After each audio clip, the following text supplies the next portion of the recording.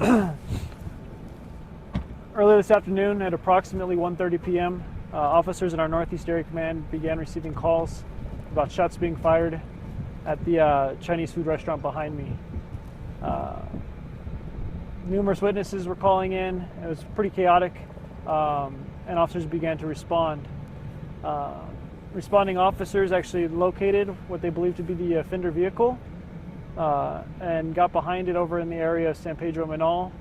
That vehicle pulled over, and it appears at this time that the offender from this entire incident has a self-inflicted gunshot wound, committed suicide.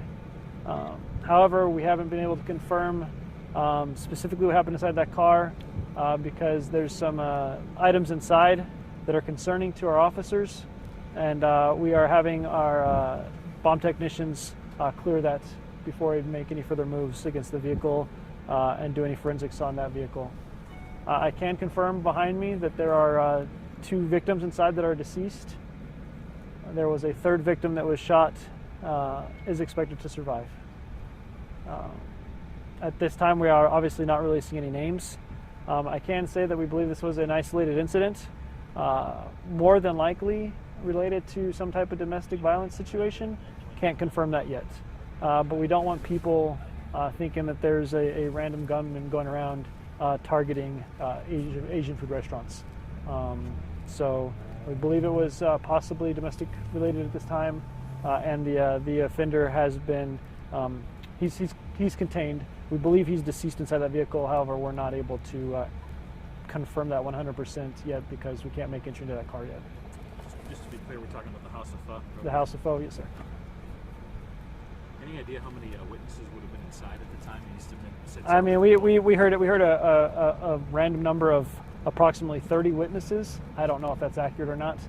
We've got 3 really good witnesses. For lack of a better word, detained. Obviously, they're not in any trouble, but we've got 3 good witnesses that we're talking to right now. We've got several other witnesses staged nearby. We've got a long day ahead of our homicide unit. Even though we know where the offender is and that the offender's probably deceased, they still have to treat this as any normal homicide call-out.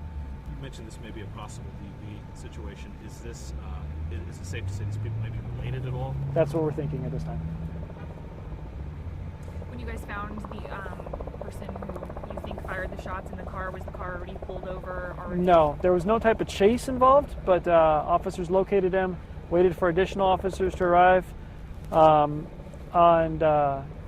and then as they engaged their initial traffic stop, the vehicle pulled over, and then that's when we believe he self-inflicted a gunshot wound to himself. Was he the only individual in that car? Yes. Can you say what type of weapon this may be? We're talking to handgun here. I can't confirm at this time. There might be multiple weapons involved. I don't know at this time.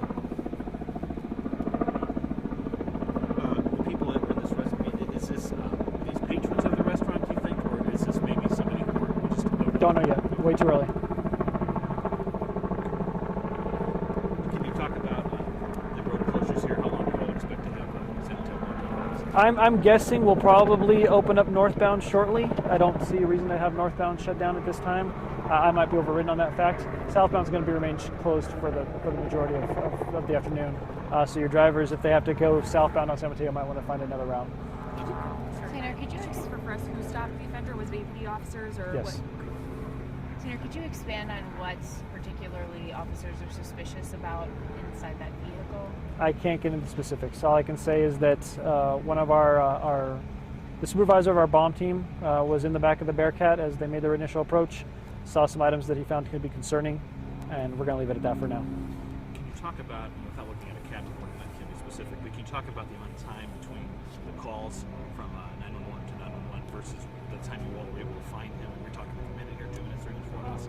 I'd have to look at the CAD. I didn't study the CAD that well before giving you guys this interview. I can follow up with that on an email later on. Sounds like it was a busy time though. Yeah, I mean, it's Friday afternoon. A lot of people taking early lunches, early outs from work. San Mateo is always a busy place.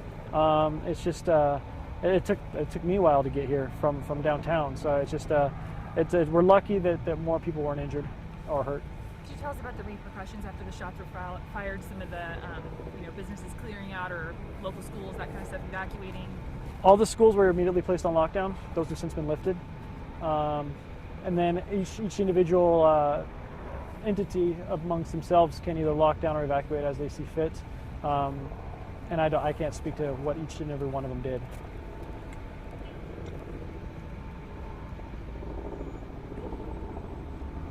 You guys good? Anything else you want to add? Not this time. Okay. Very good. Feeling good? Oh, Yeah, I got you. You're fine. You're fine. it doesn't matter to me. I was like minutes away, but stuck in that traffic on I know. Montgomery and San Mateo. Nobody was moving.